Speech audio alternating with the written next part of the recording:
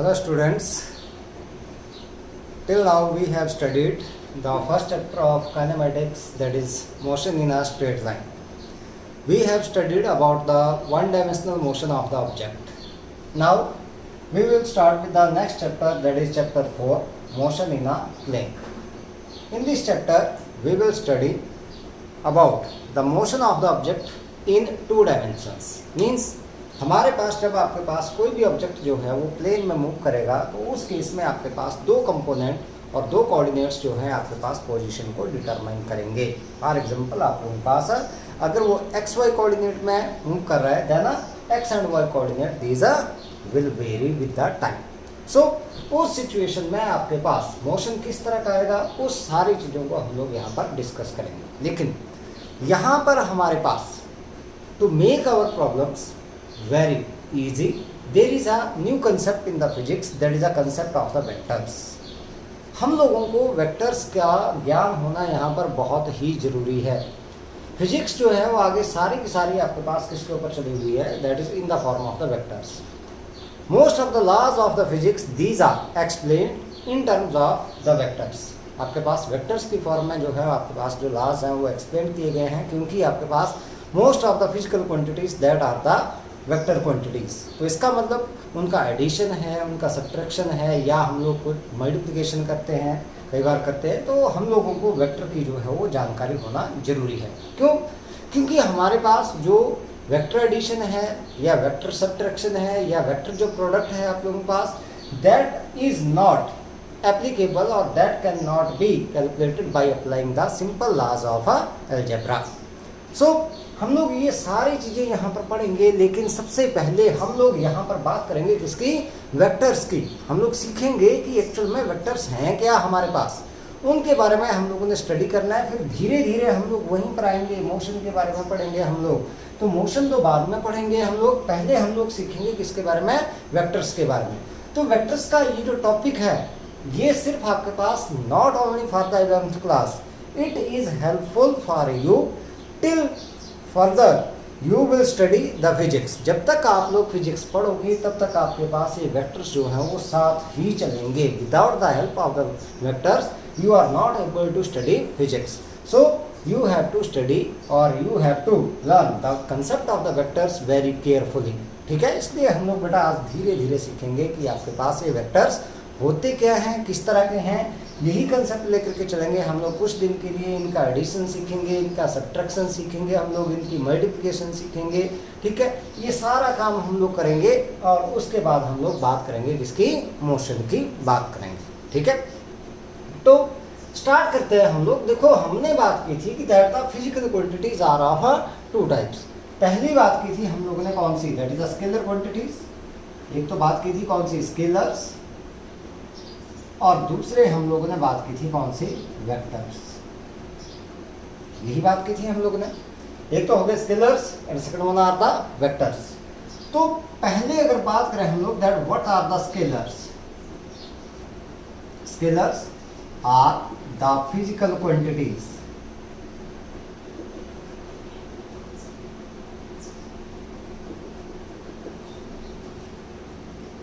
which have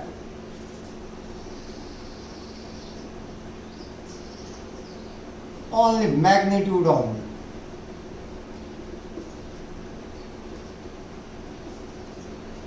And no direction. Means जो सिर्फ आपके पास जिनका सिर्फ मैग्नीट्यूड है और डायरेक्शन नहीं है उनको क्या बोल दिया हम लोगों ने, that are known as a scalars. अब फॉर एग्जांपल हमारे पास मास है, लेंथ आ गई,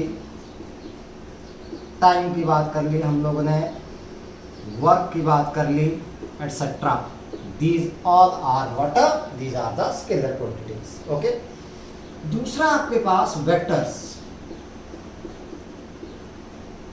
वेक्टर्स कौन सी आ गई, vectors are the physical quantities which have both magnitude as well as a direction. दोनों आ गई आपके पास. So vectors are the physical quantities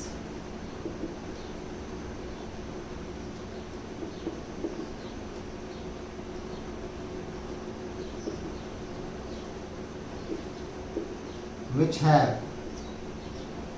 both magnitude and direction. इसका मतलब ये दोनों के बारे में हम लोगों को बताता है, एक तो मैग्नीट्यूड और दूसरा साथ में किसको बताता है, डायरेक्शन को। फॉर एग्जांपल हम लोग लेके चले यहाँ पर वेलोसिटी आपके पास आ गया बेटा, एक्सेलरेशन है, फोर्स, फोर्स की डायरेक्शन आती है हमारे पास, कौन सी डायरेक्शन में फोर्स लग रहा है, या हम लोग बात करते हैं मोमेंटम की बात करते हैं, ETC। ये हमारे पास कौन सी क्वांटिटीज आ गई, वेक्टर्स आ गए। तो ये तो हो गई क्वांटिटीज। अब बात करते हैं कि हम लोगों ने बात करनी है किसकी, वेक्टर की, कि वेक्टर हमारे पास एक्चुअल में रिप्रेजेंट कैसे करना है हम लोगों ने। ठीक है, तो वेक्टर्स को हम लोग यहाँ पर अब स्टडी करेंगे कि वेक्टर हमारे पास होते किस तरह के हैं और इनको हम लोगों ने किस तरीके से स्टडी करना है। So let us start with the vectors.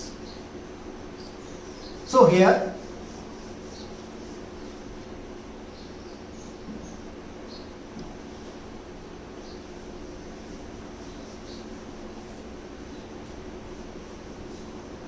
Vector को ग्राफ अगर हम लोग ज्योमेट्रिकली रिप्रेजेंट करें, ज्योमेट्रिकली मीन्स आप लोगों को पता ही है, ज्योमेट्रिकली का मतलब होता है बाय यूजिंग द स्केल और by using geometry. Geometry means आप लोगों के पास स्केल यूज कर लिया, आप लोगों ने पेंसिल यूज कर ली, कोई भी ज्योमेट्री का जो मटेरियल यूज कर लिया उसको बोलते हैं हम लोग ज्योमेट्रिकली, हम लोगों ने क्या कर दिया, उसको रिप्रेजेंट कर दिया। ठीक है, सो वेक्टर, कोई भी जो वेक्टर है आपके पास, हम लोग बात करते हैं vector.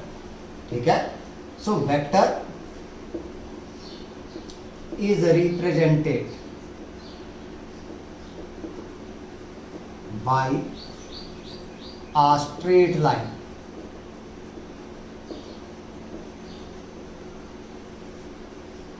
drawn with arrow head। इस तरीके से हम लोगों ने एक स्ट्रेट लाइन खींच दी, ये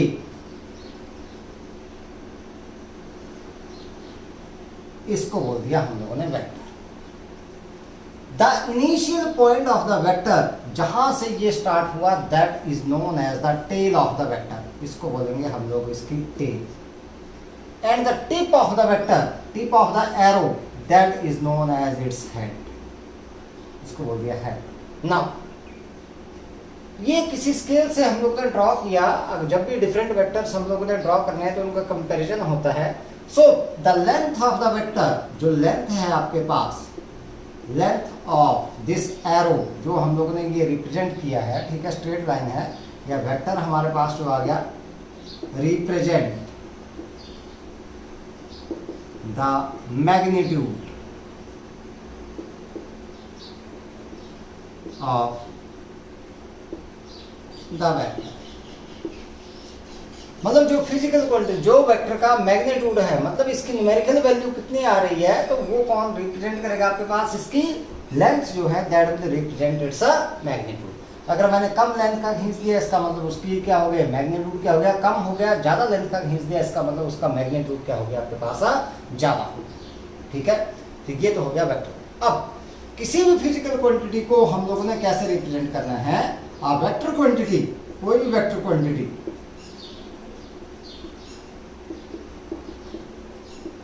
is represented by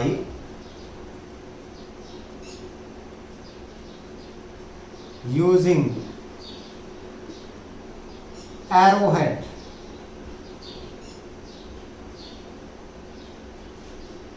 on its symbol। जैसे फॉर एग्जाम्पल वेलोसिटी है, वेलोसिटी को रिप्रेजेंट किया हम लोगों ने v से, v से किया, लेकिन वेक्टर क्वांटिटी है तो ऊपर लगा दिया ये arrow, it represents it's that it is a vector quantity. मैं बात करता हूं एक्सेलरेशन, ए से डिनोट करते हैं हम लोग, ऊपर क्या लगा दिया, ये वेक्टर लगा दिया। मैं बात करता हूं किसकी, फोर्स की, फोर्स को डिनोट करते हैं कैपिटल एफ से, ऊपर क्या लगा दिए, ये वेक्टर लगा दिए। इट मीन्स ये क्या हो गया आपके पास, these are the quantities, vector quantity, how we have to represent these vector quantity. Velocity को v से ऊपर क्या लगा दिया, वेक्टर, एक्सेलरेशन को a से ऊपर क्या लगा दिया, vector, it represents that this one is a vector quantity. Force को किससे रिप्रेजेंट कर दिया, f से, so force that is also a vector quantity. इस तरीके से हम लोगों ने इन क्वांटिटीज को क्या करना है, रिप्रेजेंट करके चलना है। अब बात करते हैं हम लोग कि ये वेक्टर्स जो है आपके पास होते कितनी तरह के हैं। सो मेनली जो वेक्टर्स हैं, vectors are of two types.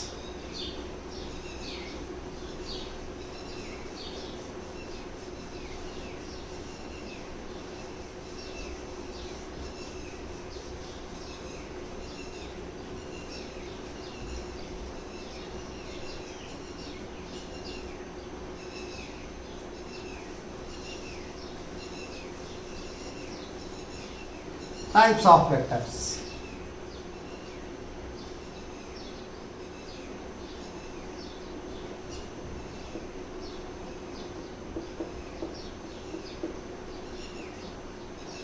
दो तरह के हैं। पहले आपके पास आते हैं कौन से, पोलर वेक्टर,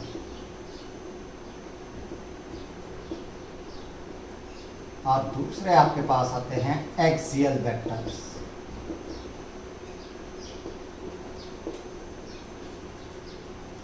ज़्यादातर हम लोग स्टडी करते हैं किसके बारे में, पोलर वेक्टर्स के बारे में यहाँ पर स्टडी करेंगे कि पोलर वेक्टर हमारे पास होते क्या हैं। तो पहले इन्हीं के बारे में जानने की कोशिश करते हैं कि that what are the polar vectors.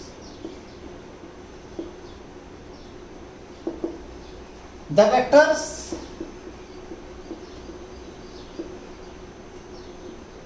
which have the starting point, जिनका कोई स्टार्टिंग पॉइंट है या कोई इनिशियल पॉइंट है आप लोगों के पास, ठीक है, विच है स्टार्टिंग पॉइंट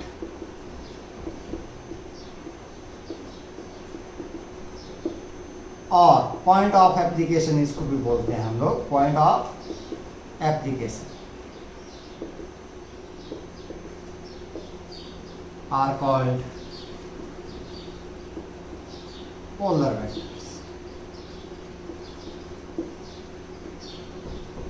ठीक है, और दूसरे आप इसमें एग्जांपल ले लो, जितने भी वेक्टर हैं हमारे पास, जैसे आप लोगों के पास डिस्प्लेसमेंट की बात कर दी,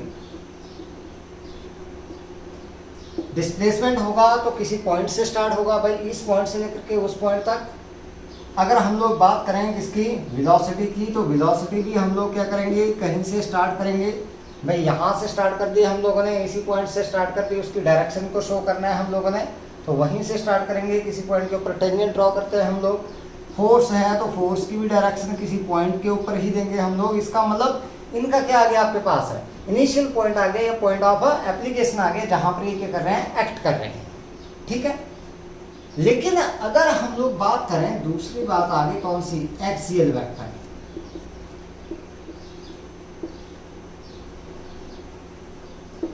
एक्सियल का मतलब हो गया अलोंग द एक्सिस। अब ये एक्सिस कौन सी है, एक्सिस ऑफ रोटेशन। इसका मतलब इसमें बॉडी क्या करनी चाहिए आपके पास, रोटेट करनी चाहिए। इसका मतलब आपके पास ये वेक्टर कौन से हुए, these are the vectors which represents the rotational effect. ठीक है, कौन से आ गए आपके पास, these are the vectors which represents the rotational effect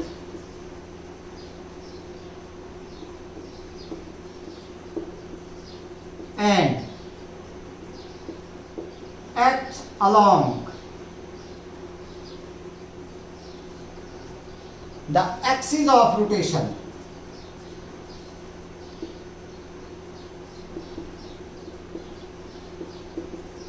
कैसे करेंगे आपके पास, these act along the axis of rotation in accordance with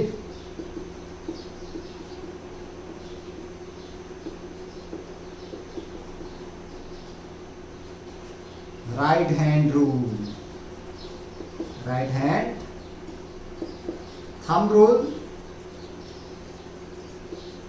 or right hand screw rule।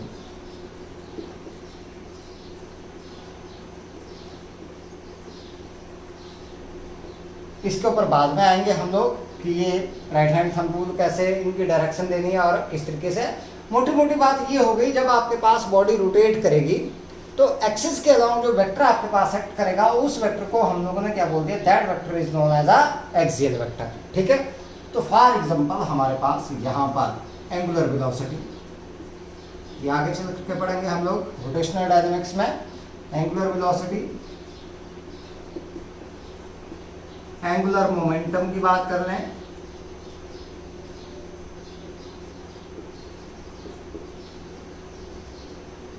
या फिर टॉर्क की बात कर लें, ETC, ये आपके पास सारे के सारे जो वेक्टर्स हैं, these are which one axial vectors. अब बात करते हैं इनकी डायरेक्शन की कि भाई हम लोगों ने डायरेक्शन कैसे देनी है। सीखते हैं इसको कि भाई how we have to give the direction of the axial vectors, किस तरीके से हम लोगों ने इनको रिप्रेजेंट करना है, उसको सीखना है हम लोगों ने। अब तो आप लोगों ने 10th क्लास में मैग्नेटिक फील्ड लाइंस की डायरेक्शन दी थी एक, मैं थोड़ा सा उस कंसेप्ट को लेकर के चलूंगा।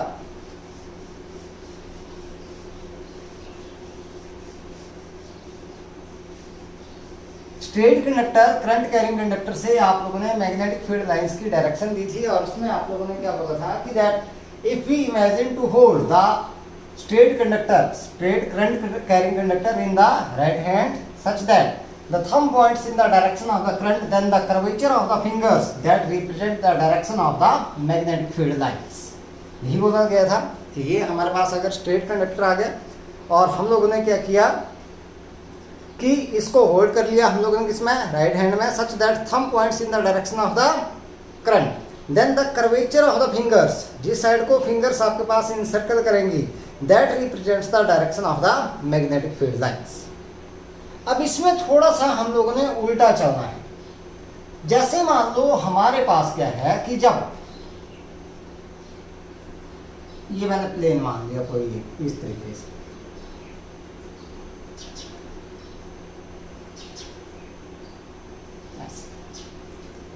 मान लो कोई बॉडी रोटेट करेगी आपके पास इस प्लेन में इस तरीके से, ये मैंने मान लिया रोटेशन, और मान लो जो रोटेशन है दैट इज एंटी क्लॉकवाइज, ऐसे घूम रही है इस तरीके से, ऐसे ऐसे इस तरह से, कौन सा गए, एंटी क्लॉकवाइज। अब एक्सिस ऑफ रोटेशन आ गई, ये इस पॉइंट के अबाउट कर रही है आपके पास, ये आ गई एक्सिस ऑफ रोटेशन, यहाँ से निकल के ये आपके पास this is the axis of rotation. ठीक है, ये हो गया आपके पास एक्सिस ऑफ रोटेशन। ये डायरेक्शन आ गई आपके पास कौन सी, एंटी क्लॉकवाइज रोटेशन। देख अब इसमें करना क्या है आप लोगों ने कि that keep the thumb of the right hand erect and encircle the fingers, encircles the fingers, then the thumb of the right hand will point in the direction of the axial vector। ठीक है भाई, जो fingers हैं encircle the fingers in the direction of the rotation, in the direction of the rotation of the object। जिस direction में object क्या कर रहा है, रोटेट कर रहा है, उसी डायरेक्शन में फिंगर्स को क्या करना है हम लोगों ने, रोटेट करना है। कर्वेचर जो है that represent the curvature of the finger that represent the sense of the rotation, then the thumb will points in the direction of the axial vector. तो हमारे पास ये एंटी क्लॉकवाइज घूम रहा है, एंटी क्लॉकवाइज घूम रहा है, तो आपके पास इस तरीके से फिंगर इन सर्कल होंगी, ऐसे तो नहीं कर सकते भाई हम लोग, ऐसे होंगी। तो ये थंब किस साइड को आ रहा है, अपवर्ड डायरेक्शन में, it means that this is the direction of the axial vector. कौन सी डायरेक्शन में आ गई, अपवर्ड डायरेक्शन, एक्सियल वेक्टर। ठीक है, ऐसे ही अगर हम लोग मान के चलें कि भाई आपके पास अगर रोटेशन आ गई कैसे, क्लॉकवाइज, देखते हैं अब हम लोग।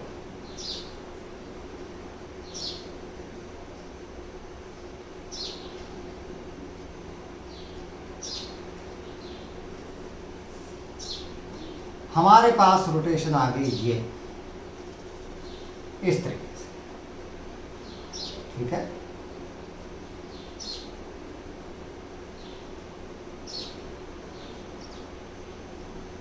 ये एक्सिस आ गई हमारे पास।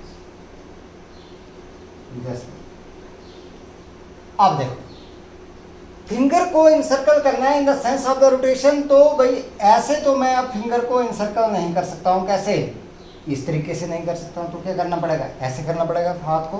तो ऐसे घुमा दिया मैंने, थंब की साइड को आ रहा है डाउनवर्ड डायरेक्शन में, it means that this one is the direction of the axial vector. ये आ गया आपके पास एक्सियल वेक्टर, ठीक है।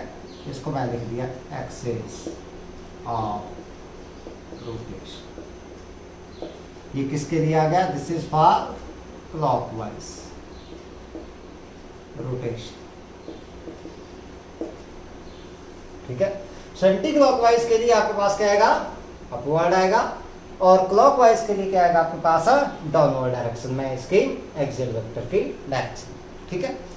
इंपॉर्टेंस की बात करें वेक्टर्स की हमारे पास, तो ज़्यादातर जो लॉज हैं आपके पास, वो फिजिक्स में इसकी बहुत ज़्यादा इंपॉर्टेंस है। ज़्यादातर जो लॉज हैं आपके पास फिजिक्स के, that are explained in terms of the vectors, and many of the principles of the physics that becomes very easy to understand when these are explained in terms of the vectors, ठीक है।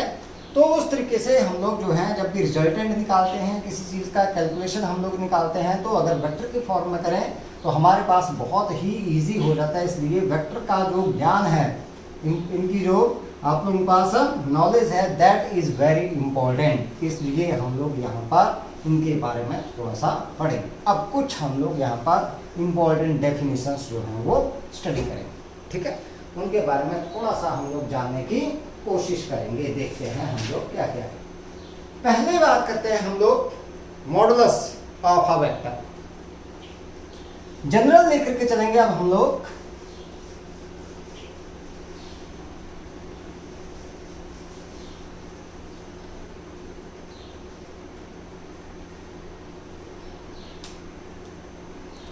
First one, modulus of a vector. Modulus क्या होता है? Modulus का मतलब हो गया magnitude. So the magnitude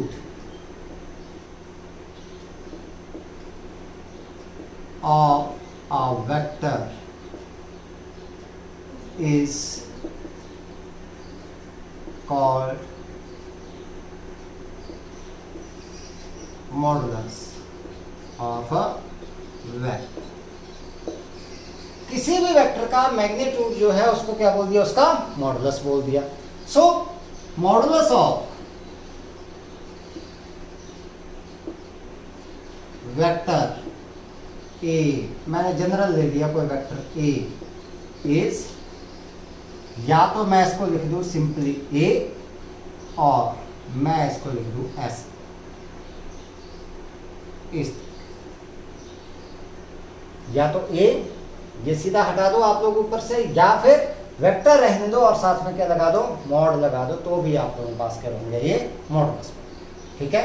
so magnitude of any vector that is known as its a modulus. दूसरा आपके पास आता है यूनिट वेक्टर, बहुत ही इंपॉर्टेंट है आपके पास unit vector.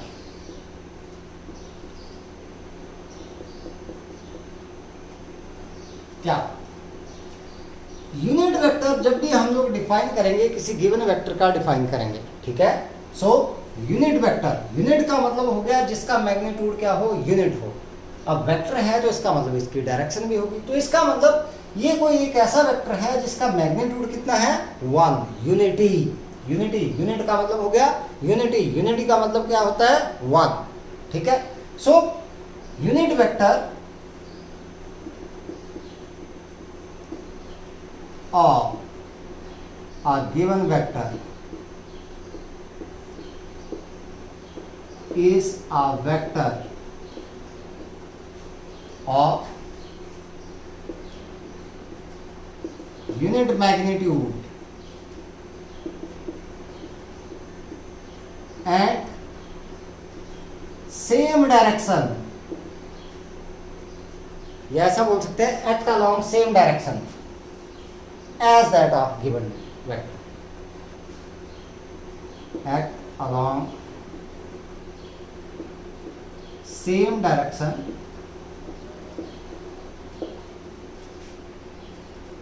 As that of given vector.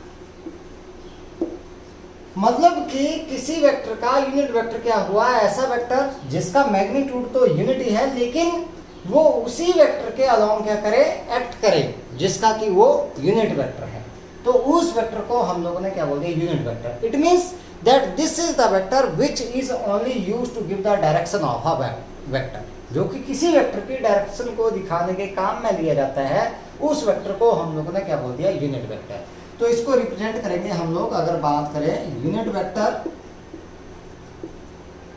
Of vector A is written as A, और ऊपर ये लगा दी कैप। इसको पढ़ेंगे हम लोग ए कैप, ए कैप, ठीक है, ए कैप, ठीक है। It is written, it is read as a A cap, cap, cap मतलब टोपी पहना दी इसको हम लोग ने, ठीक है। तो अगर देखें हम लोग वेक्टर ए, क्या हुआ भाई, एक तो इसका मैग्नीट्यूड इनटू डायरेक्शन कौन देगा, यूनिट वेक्टर। देखो ये तो आ गया मैग्नीट्यूड, और डायरेक्शन के लिए कौन सा यूज कर लिया, यूनिट वेक्टर, क्योंकि यूनिट वेक्टर क्या देगा, इसकी डायरेक्शन रिप्रेजेंट करेगा। So unit vector that is equal to vector upon its magnitude. तो यूनिट वेक्टर हो गया क्या, vector upon magnitude of the vector, उसको बोल दिया हम लोग ने यूनिट वेक्टर। तो हम लोग ऐसे भी लिख सकते हैं इसको, that unit vector that is equal to vector upon its magnitude, magnitude इस तरीके से भी लिख सकते हैं। This is the unit vector. अब अगर हम लोग यूनिट वेक्टर की बात कर ही रहे हैं तो हमें पता है that in the coordinate system x y and z axis these are mutually perpendicular to each other. तीनों एक्सिस क्या हैं, एक दूसरे के परपेंडिकुलर हैं। So the unit vector along the x y and z directions are क्या हो गया आपके पास, that i cap, j cap small and small k cap are the unit vectors along x axis, y axis and z axis respectively। ऐसे, ठीक है।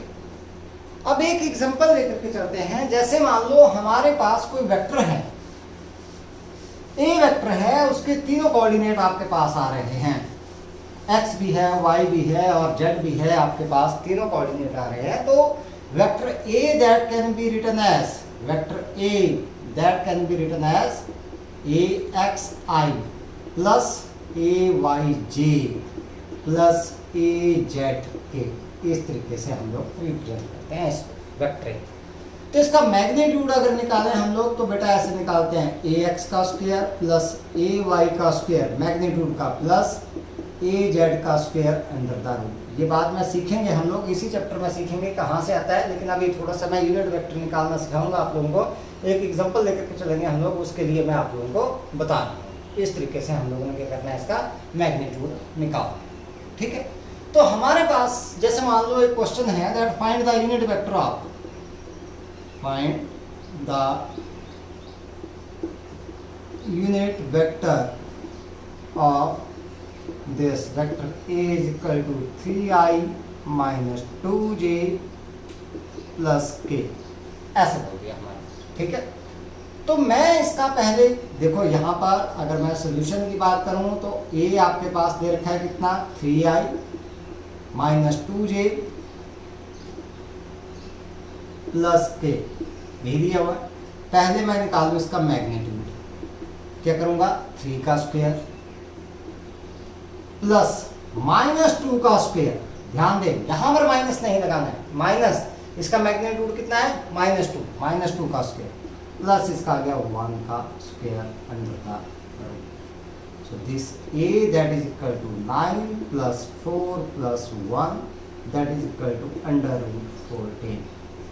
So unit vector क्या होता है हमारे पास, unit vector that is equal to vector upon its magnitude, magnitude 1 के बराबर। तो हमारे पास क्या गया, दैट इज 3i minus 2j plus k upon under root 40। This is the unit vector of a vector A. इस तरीके से हम लोग क्या करेंगे, यूनिट वेक्टर निकालेंगे। ठीक है, अब बात करते हैं हम लोग अगला वेक्टर देखते हैं, अगला देखते हैं हम लोग।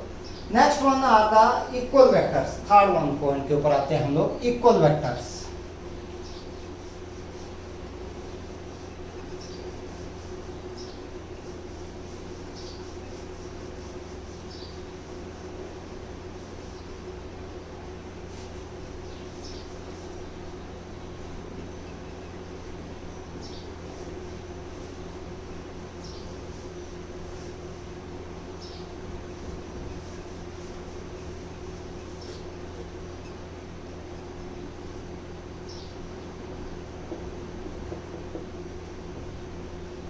Equal vectors.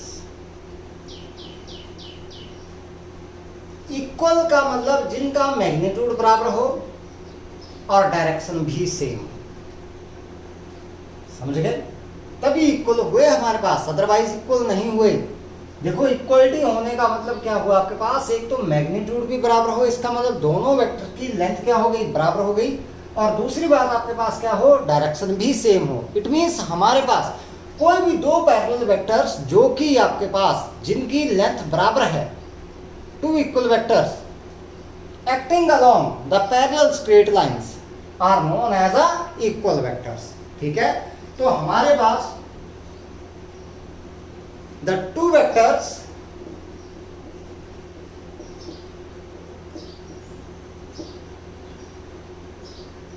Are said to be equal vectors.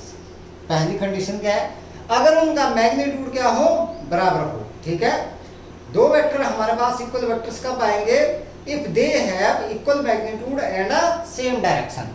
ठीक है, इफ दे हैव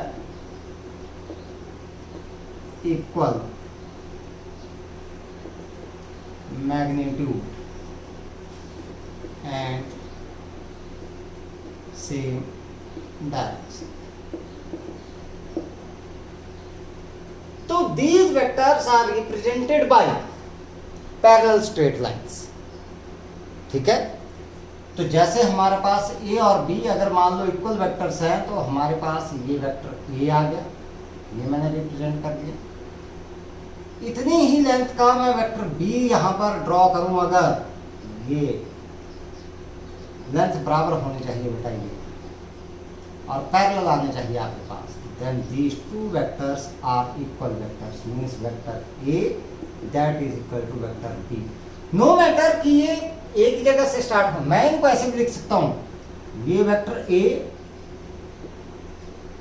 ऐसे, और इतना ही यहां पर ड्रॉ कर दूं मैं यहां पर, ये वेक्टर आपके पास कौन सा गया, this is vector b। These are the equal vectors, बशर्ते इनकी लेंथ क्या होनी चाहिए, बराबर, मींस इनका मैग्नीट्यूड क्या होना चाहिए, बराबर होना चाहिए। So these two vectors are said to be equal vector, means दोनों का मैग्नीट्यूड बराबर और डायरेक्शन क्या रहे इनकी, सेम। ठीक है, नेक्स्ट वन, फोर्थ वन की बात करते हैं, नेगेटिव वेक्टर।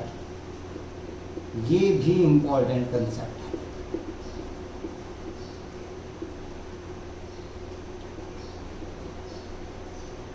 नेगेटिव वेक्टर भी किसी वेक्टर का ही हम लोग डिफाइन कर सकते हैं। So negative vector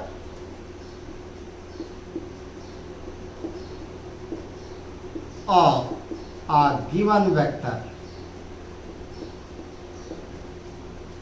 is a vector of same magnitude क्या आ गया, सेम आ गया, but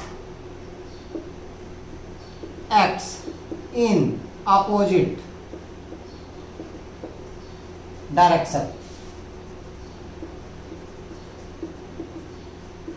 of a given vector. किसी भी गिवन वेक्टर का नेगेटिव वेक्टर वो हुआ जिसका मैग्नीट्यूड तो उसी वेक्टर के बराबर है लेकिन डायरेक्शन क्या हो गई, बिल्कुल अपोजिट हो गई। तो जब डायरेक्शन अपोजिट हो गई तो उसको क्या बोल दिया, क्योंकि डायरेक्शन आ गई रिवर्स, तो रिवर्स में हम लोगों ने क्या साइन लगा दिया, नेगेटिव। यहां पर नेगेटिव रिप्रेजेंट करेगा किसको, डायरेक्शन को। तो हमारे पास that is a negative vector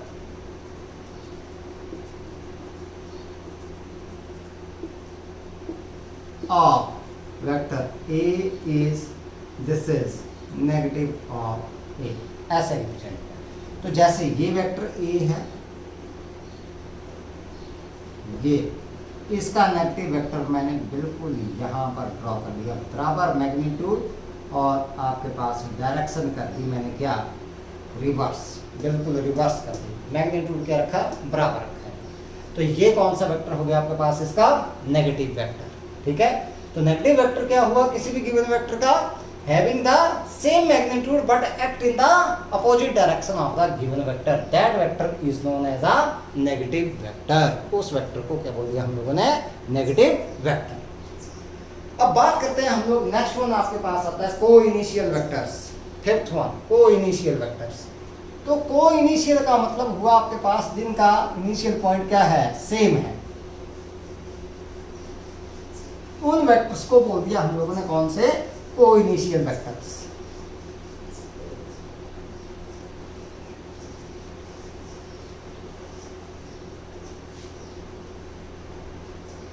तो समझते हैं इस कंसेप्ट को भी। Fifth one,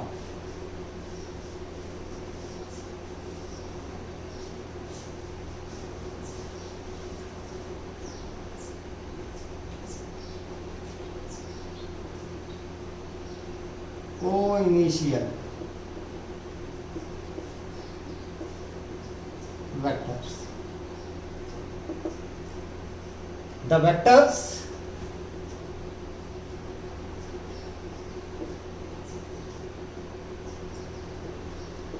which have common initial points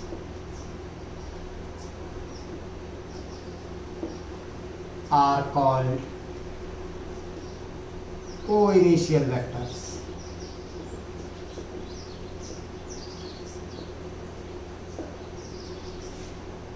उनको क्या बोल दिया हम लोगों ने, that are known as a co-initial vector. For example दो वेक्टर हम लोगों ने ले लिए, ये वेक्टर ए यहां से स्टार्ट हुआ आपके पास, ठीक है, मान लो ओ है, ओ पॉइंट से हुआ पी की तरफ को, और बी जो है इस डायरेक्शन में हो गया क्यू की तरफ। ये हमारे पास आ गया वेक्टर पी। एक ही स्टार्टिंग पॉइंट है दोनों का, एक ही इनिशियल पॉइंट है, तो it means that these two vectors are known as a co-initial vectors. ठीक है, क्या बोलते बेटा हम लोगों ने, co-initial vectors. Next one are the collinear.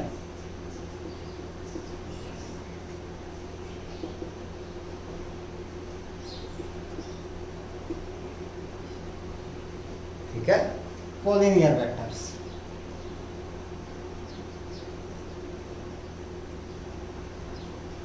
Collinear vectors देखते हैं। कोलिनियर का मतलब हो गया which act along the same line. Same line का मतलब वेक्टर्स में क्या होता है, अगर पैरेलल लाइन के अलोंग एक्ट करें तो हम लोग क्या बोल सकते हैं कि वो क्या हो गए, these are the collinear vectors. So the vectors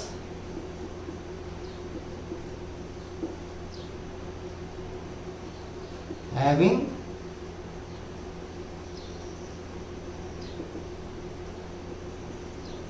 equal or unequal magnitudes।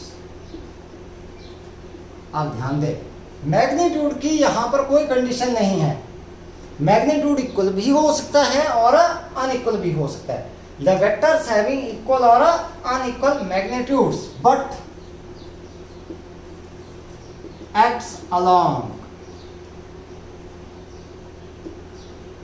the parallel straight lines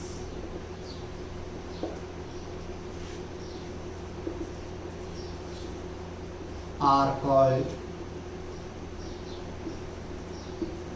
collinear vectors. जैसे कि ये दो vector, vector A, vector B, ऐसे भी रिप्रेजेंट कर, या मैं ऐसे कर दूं, ये vector A, this is vector B, कोई दिक्कत नहीं। या मैं ऐसे रिप्रेजेंट कर दूं that this one is vector A, this one is vector B. Parallel होने चाहिए आपके पास, यहां पर ये स्ट्रेट लाइन, स्ट्रेट, बिल्कुल स्ट्रेट, ठीक है बेटा, इस तरह से, ठीक है। थोड़ा सा फिर से मैं स्ट्रेट ड्रॉ ऐसे, इस, तो इस तरह के वेक्टर्स को हम लोगों ने क्या बोल दिया, these vectors are known as a which one vectors, these are known as a collinear vectors, ठीक है। लास्ट में आते हैं कोप्लेनर वेक्टर्स। कौन से? Coplanar vectors, seventh one.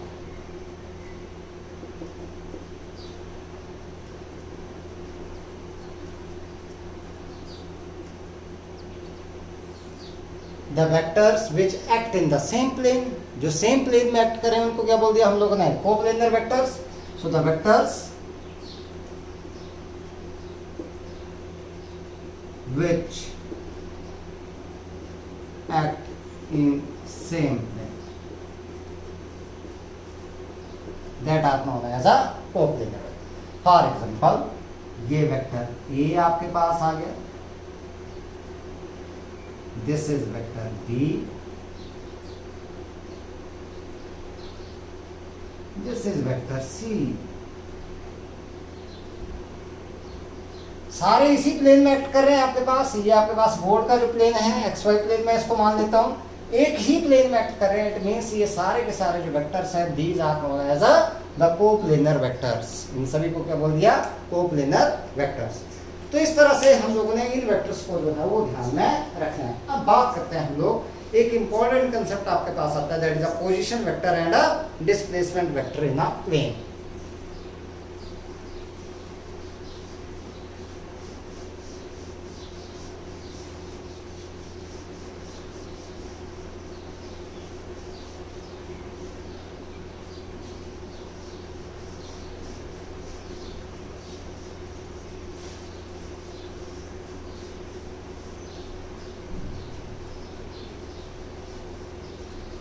So let us start.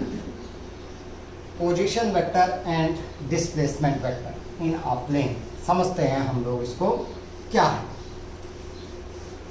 Motion से समझेंगे हम लोग इसको, मोशन ऑफ ऑब्जेक्ट से।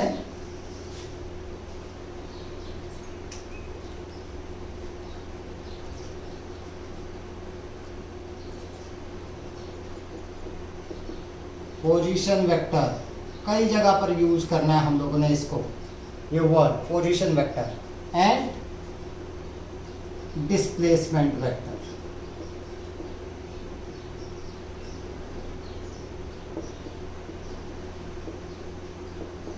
इन आ प्लेन देखते हैं हमारे पास क्या है।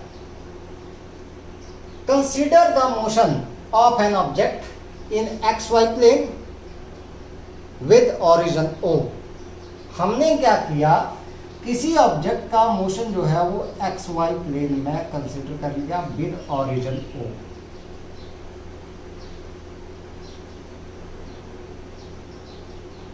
X axis, this is Y axis, this one is origin O। ये हम लोगों ने मान लिया, कोई प्लेन मान लिया हम लोगों ने एक्स वाई प्लेन, ठीक है। मान लो किसी टाइम t के ऊपर the object is at point A, ठीक है। तो हमने क्या मान लिया, consider the motion of an object in the x Y plane with origin O। So let at any time t, इसके ऊपर let at any time t object is at A के ऊपर है, यहां पर मान लिया मैंने A. So the vector drawn from A to O, sorry O to A, ये आपके पास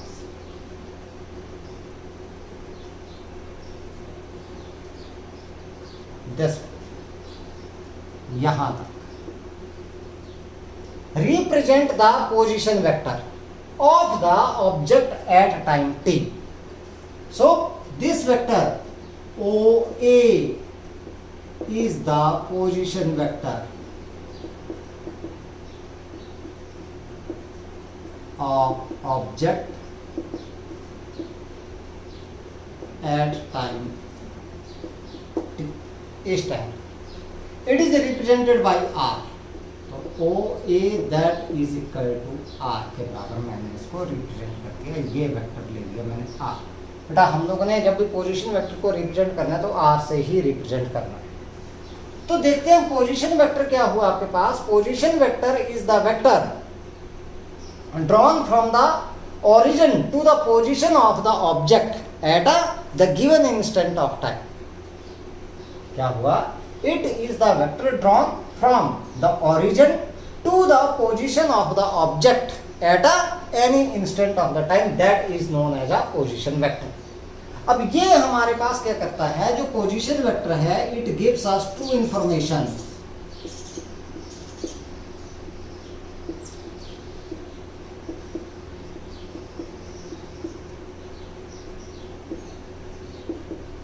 पहला आपके पास क्या है, straight line distance of the object from the origin. Origin से इसकी स्ट्रेट लाइन डिस्टेंस कितनी है, देखो स्ट्रेट ही देखा है हम लोगों ने, तो पहला इसने क्या बताया, that is a straight line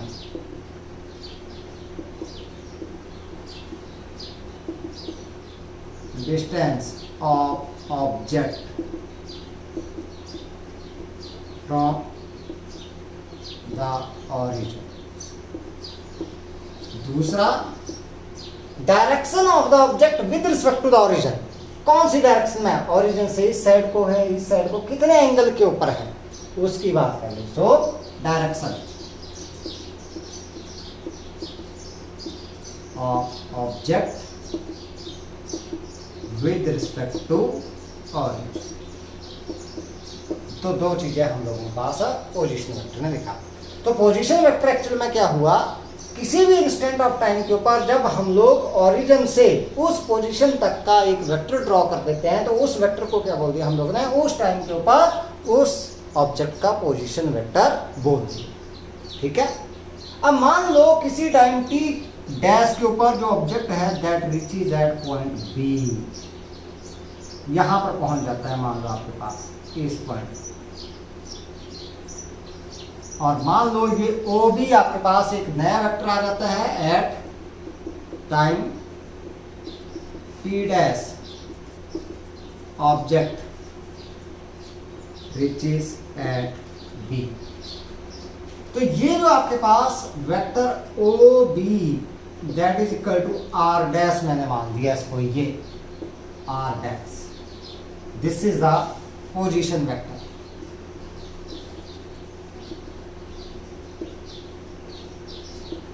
at time t dash, ये टाइम। अब इन द टाइम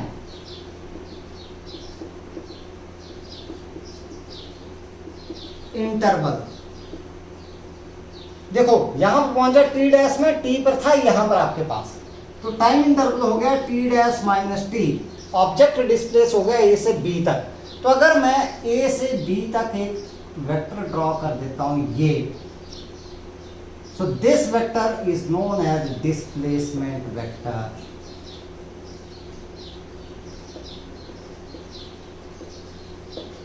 this, इसको क्या बोल दिया, डिस्प्लेसमेंट।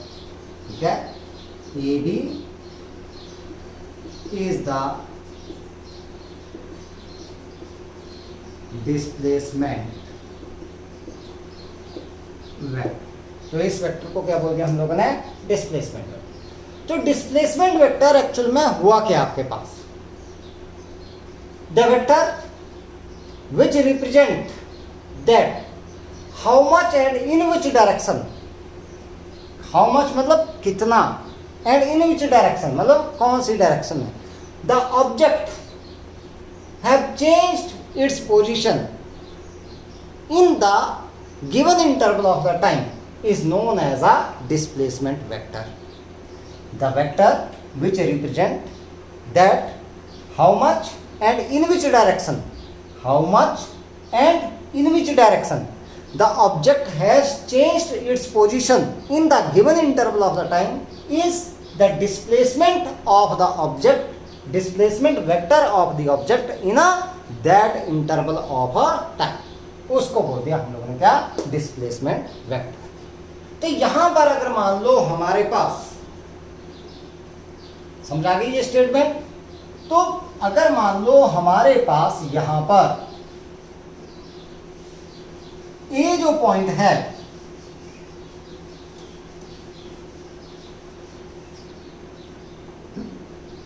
दिस वन ए के कोऑर्डिनेट है मान लो एक्स वाई और बी के कोऑर्डिनेट है एक्स डैश वाई डैश। ए के कोऑर्डिनेट मैंने मान लिए एक्स वाई और बी के मैंने मान लिए एक्स डैश वाई डैश, ये कोऑर्डिनेट्स मैंने मान लिए।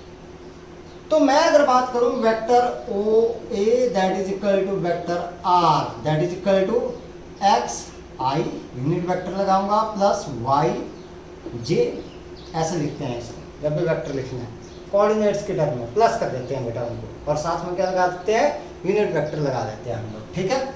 और ओ बी आर डैश क्या कोऑर्डिनेट है, एक्स डैश, और साथ में एक्स डायरेक्शन में यूनिट वेक्टर क्या है, आई, प्लस वाई डैश कोऑर्डिनेट हो गया और यूनिट वेक्टर क्या हो गया, जे, यही आ। अब डिस्प्लेसमेंट हुआ यहां से यहां तक, तो फाइनल माइनस इनिशियल आता है आपके पास, तो फाइनल हुआ ये और इनिशियल हुआ ये, तो इसका मतलब ए बी जो डिस्प्लेसमेंट वेक्टर है that is equal to O B final minus O A. तो हमारे पास आ गया ये क्या, x dash i plus y dash j minus x i plus Y j. Minus sign से मल्टीप्लाई करेंगे, आई कॉमन आ जाएगा और जे भी कॉमन आ जाएगा, तो मेरे पास बच गया एक्स डैश माइनस एक्स और ये i plus y dash minus y into j. This is the displacement vector in the time interval t dash minus t. तो इस तरीके से हम लोगों ने क्या करना है, डिस्प्लेसमेंट वेक्टर को निकालना है, ठीक है। तो ये छोटी सी जानकारी थी किसके बारे में, पोजीशन वेक्टर। पोजीशन वेक्टर क्या होगा आपके पास, जब भी हम लोगों ने ओरिजिन से किसी पोजीशन तक का वेक्टर ड्रॉ कर दिया तो उसको क्या बोल दिया हम लोगों ने, पोजीशन वेक्टर। यहां पर अगर ऑब्जेक्ट है यहां के लिए ड्रॉ कर दिया तो वो पोजीशन वेक्टर हो गया, यहां जैसे पहुंच गया ऑब्जेक्ट तो यहां से यहां तक कर दिया तो वो क्या हो गया आपके पास, पोजीशन वेक्टर हो गया। तो किसी गिवन इंस्टेंट ऑफ टाइम के ऊपर आप लोगों ने ओरिजिन से उस पोजीशन तक का जो वेक्टर ड्रॉ कर दिया that is known as a position vector of the object, ठीक है। And it is represented by R, small R से आप लोगों ने इसको रिप्रेजेंट करना है। अब बात करते हैं multiplication of vector by a real number.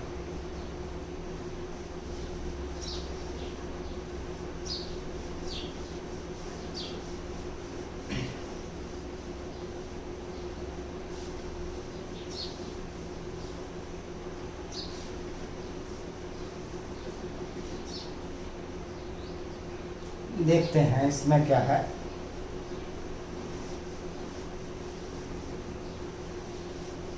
Multiplication of a vector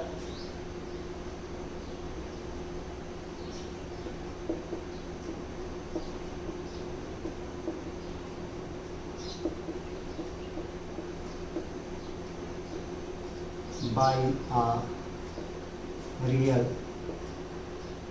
number. 10th class में आप लोगों ने मैथमेटिक्स में रियल नंबर्स पढ़े हैं, ठीक है। Real number that may be positive it may be negative, कैसा भी आ सकता है आप लोगों के पास। ये आप लोगों के पास फ्रैक्शन में भी हो सकते हैं, अंडर रूट में भी आप लोगों के पास आ जाते हैं, ठीक है। तो कॉम्बिनेशन आप लोगों के पास ये आ जाता है किसका, भाई सारे नंबर्स का जो आपके पास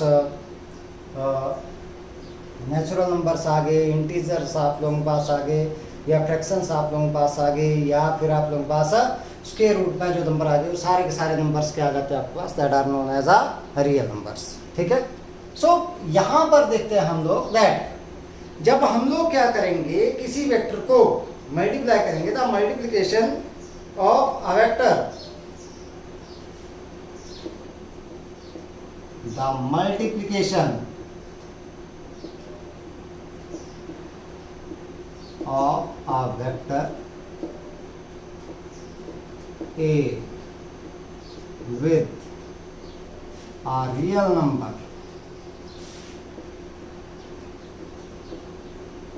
n gives a vector n A। ठीक है। in which in this the magnitude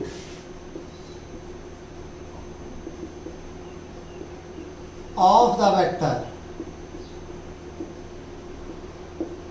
becomes n times the magnitude of a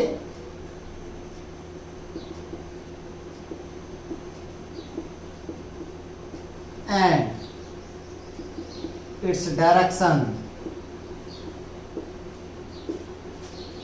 is same or opposite to A depending on the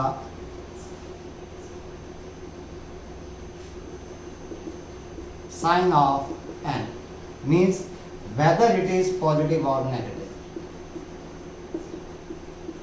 ठीक है। एक बात और, the unit of an A is same as that of A. Unit आपके पास same है। जैसे आपके पास क्या है, कोई ये अगर मान लो आपके पास n पॉजिटिव है, मैंने n से मल्टीप्लाई कर दिया a को, तो मेरे पास आ गया ये n a। It means the direction of n a that will remain same as that of a, क्योंकि ये पॉजिटिव है तो पॉजिटिव से मल्टीप्लाई हो गया। लेकिन अगर मैंने मल्टीप्लाई कर दिया, ये n है नेगेटिव और a है पॉजिटिव हमारे पास, फिर मैंने मल्टीप्लाई कर दिया तो हमारे पास आ गया माइनस एन ए। इस तरीके से अब क्या हो गया, that the direction of the this one minus n A that is opposite to that of A, क्या हो गई, इससे अपोजिट आ गई। इसका मतलब डायरेक्शन डिपेंड हो गई किसके ऊपर, साइन के ऊपर, तो इससे क्या हो गई, ये अपोजिट आ गई। इसका मतलब जब भी हम लोग रियल नंबर से इसको मल्टीप्लाई करेंगे तो हमारे पास डायरेक्शन सेम भी आ सकती है और अपोजिट भी आ सकते हैं। अगर हम लोग किससे करेंगे, पॉजिटिव नंबर से मल्टीप्लाई करेंगे तो डायरेक्शन सेम रहेगी, और अगर नेगेटिव से कर देंगे तो आपके पास डायरेक्शन क्या हो जाएगी, अपोजिट हो जाएगी गिवन वेक्टर के। ठीक है। यूनिट की बात करते हैं। जैसे मान लो हमारे पास कोई फोर्स दे रखा है, फोर्स एफ दे रखा है 100 न्यूटन ड्यू वेस्ट, वेस्ट की तरफ को है, डायरेक्शन दे दी मैंने। ठीक है। और एन मैंने मान लो इसको मल्टीप्लाई कर दिया, किससे, 2 से मल्टीप्लाई कर दिया। ठीक है, 2 ले लिया। तो मैं बात करूँ यहाँ पर एन एफ, यही आएगा मेरे पास, दैट इज 2 इंटू 100, तो ये आ गया आपके पास कितना, 200 न्यूटन ही बचा, और क्या बचा, ड्यू वेस्ट। इसका मतलब that the unit that will remain same, unit आपके पास वही ही रहेंगे। अब बात करते हैं हम लोग इसकी, that is the multiplication of a vector by a scalar. कोई स्केलर क्वांटिटी से अगर मल्टीप्लाई करें, ठीक है, by a scalar.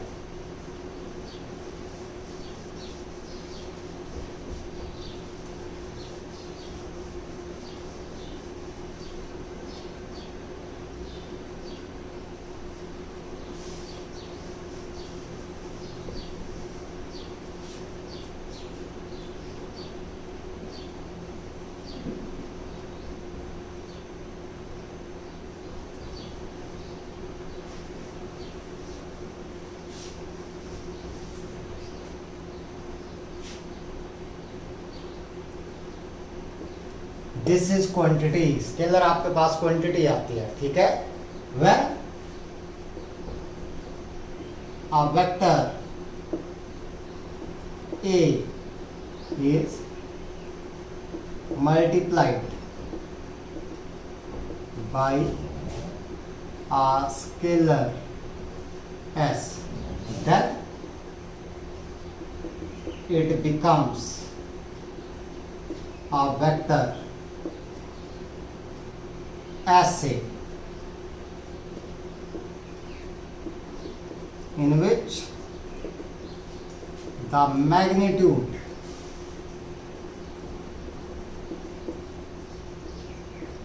becomes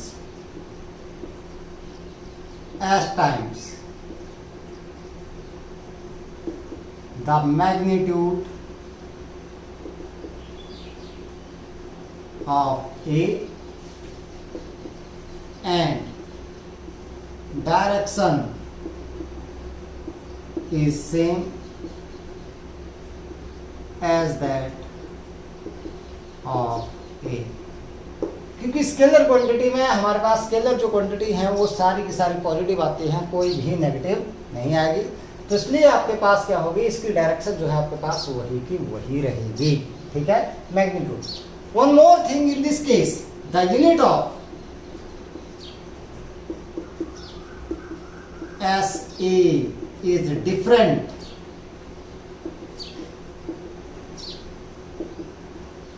from unit of A, ये ध्यान दें। अब यहाँ पर यूनिट हो गए डिफरेंट, ठीक है, यूनिट क्या हो गए यहाँ पर अलग आ गए, अब बेटा यहाँ per unit is a different, ठीक है। फॉर एग्जांपल हमारे पास मान लो कोई स्केलर आपके पास, स्केलर मैंने मान लिया time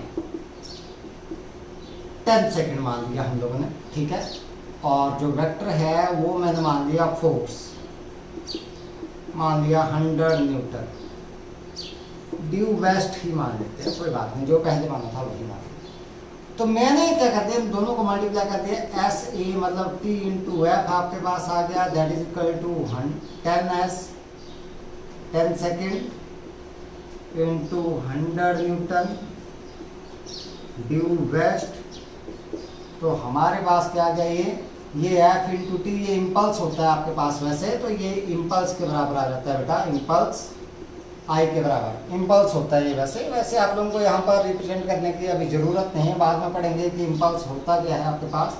that is equal to F into T, that is equal to कितना हो गया 1000 न्यूटन सेकेंड, ध्यान दें आप 1000 न्यूटन सेकेंड।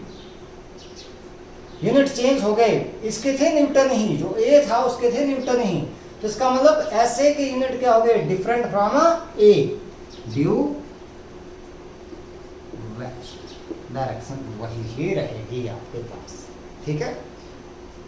अब बात करते हैं हम लोग यहाँ पर बहुत ही इंपॉर्टेंट कंसेप्ट की, that is the resultant vector, resultant vector.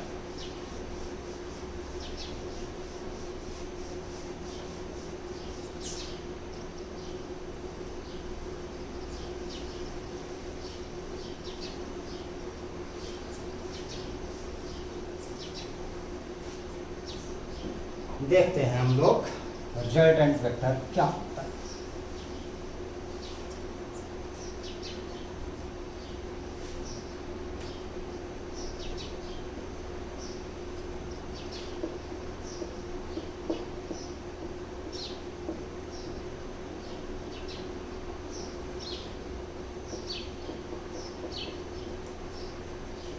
Resultant vector हम लोग निकालते हैं दो या दो से ज्यादा वेक्टर्स का, दो या दो से ज्यादा वेक्टर्स के इफेक्ट को जब एक सिंगल वेक्टर रिप्रेजेंट करता है तो उस वेक्टर को हम लोग बोल देते हैं उन तीनों दो या दो से ज्यादा वेक्टर्स का resultant vector. So it means that ये क्या हो गया आपके पास कि that the resultant vector of two और more vectors, resultant vector of two और more vectors is a single vector, एक सिंगल वेक्टर आ गया, ठीक है, which produces the same effect, which produces the same effect as is produced by individual vectors together. इसका मतलब जो आपके पास इंडिविजुअल वेक्टर्स मिलकर के जितना इफेक्ट प्रोड्यूस कर रहे हैं वो अकेला ही कर रहा है, तो इसका मतलब वो जो वेक्टर आपके पास आ गया that is a resultant vector, ठीक है। So resultant vector of two और more vector is a single vector, दो या दो से ज्यादा वेक्टर का रिजल्टेंट वेक्टर क्या हो गया, का सिंगल वेक्टर हो गया, जो कि उतना ही इफेक्ट प्रोड्यूस करेगा जितना कि आपके पास दो या दो से ज्यादा वेक्टर्स जो है वो मिल करके प्रोड्यूस करते हैं।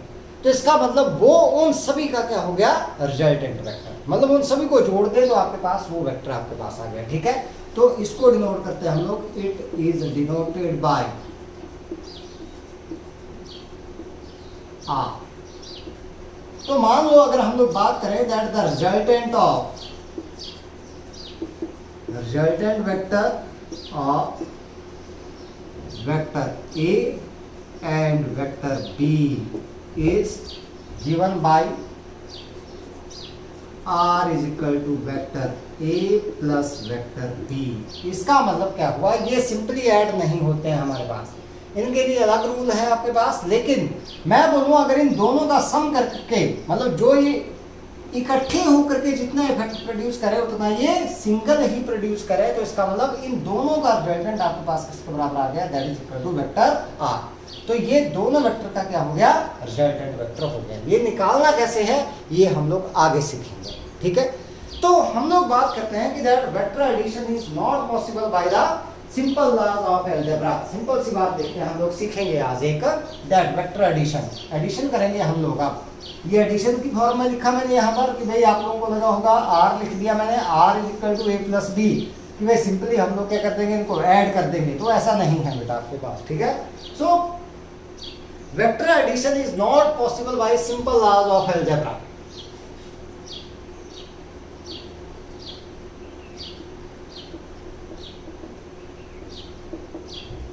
Not possible by simple laws of algebra। देखते हैं कैसे।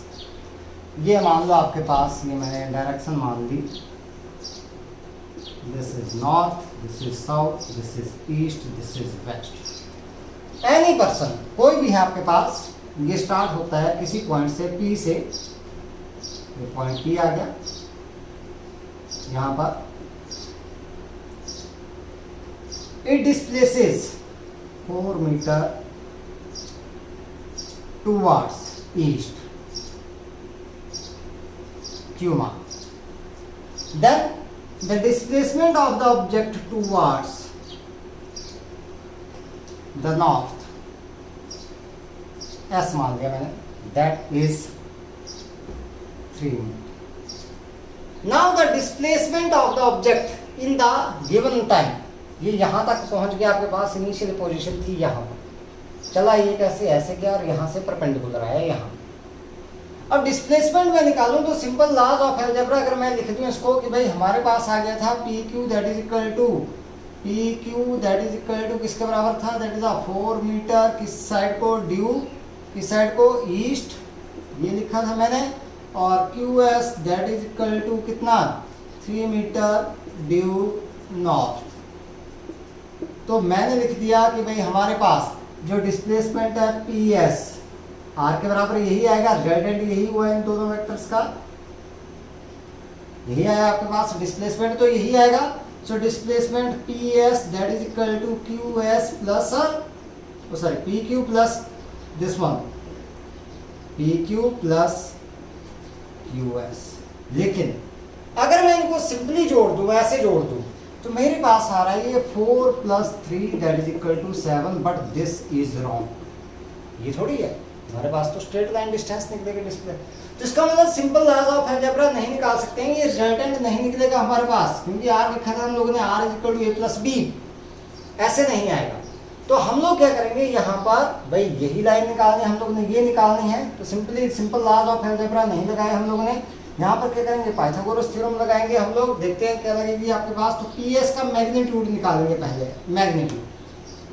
मैग्नीट्यूड निकालेंगे, वेक्टर हटा दिए मैंने, यहाँ पर सिर्फ क्या निकाला, मैग्नीट्यूड निकाला, तो मेरे पास आ गया PS that is equal to PQ² + QS का square under the root this one. So PS that is equal to 4 का square + 3 square under the root. So PS that is equal to ये 9 plus this is 16 + 9 that is equal to 25 under the root.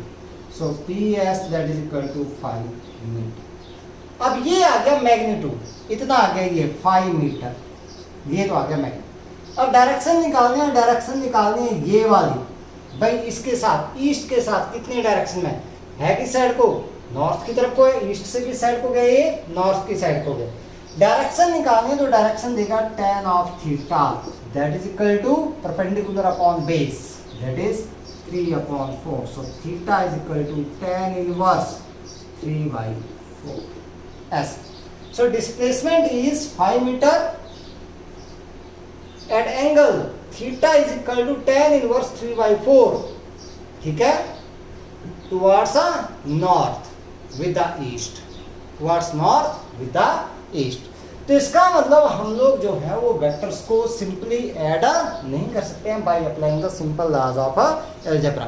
तो हम लोगों के पास यहाँ पर rules आते हैं, that is rules for the vector addition, तो उनको हम लोग सीखेंगे। अभी हम लोग वेक्टर एडिशन ही स्टार्ट करेंगे कि वेक्टर्स को हम लोगों ने किस तरीके से जोड़ना है, how we have to add the vectors, vectors को हम लोगों ने किस तरीके से ऐड करना है, उनको सीखेंगे हम लोग। डिफरेंट लॉज हैं जो आपके पास जिंदगी भर काम आएंगे, जब तक आप लोग फिजिक्स पढ़ोगे तब तक आपके पास काम आएंगे। That is how to find out the resultant of the vectors, किस तरीके से आप लोगों ने रिजल्टेंट फाइंड आउट करना है वेक्टर्स का, वो आप लोगों के पास काम आएंगे। तो वो हम लोग नेक्स्ट लेक्चर से जो है वो स्टार्ट करेंगे, that how we have to find out the resultant of the vectors, ठीक है। अभी दिमाग में बैठ गए तो बैठ गए आप लोगों के पास, फिर मौका नहीं है सीखने का बेटा। तो इसलिए इन चीज़ों को आप लोगों ने ध्यान से सीखना है। अभी सिंपली आप लोगों ने वेक्टर्स किस तरह के हैं, क्या वेक्टर्स होते हैं आपके पास, और रिजल्टेंट वेक्टर आप लोगों के पास क्या है, ये तो आप लोगों ने देख ही लिया। पोजीशन वेक्टर क्या है, डिस्प्लेसमेंट वेक्टर क्या है, यूनिट वेक्टर के ऊपर खास करके ध्यान देना, और नेगेटिव वेक्टर आप लोगों के पास क्या होता है, और मैग्नीट्यूड आप लोग किस तरीके से निकालते हैं, वो आप लोगों ने यहाँ पर थोड़ा सा सीखना है, ठीक है। तो आज के लिए इतना ही है, अच्छे से पढ़ाई करनी है। All the best.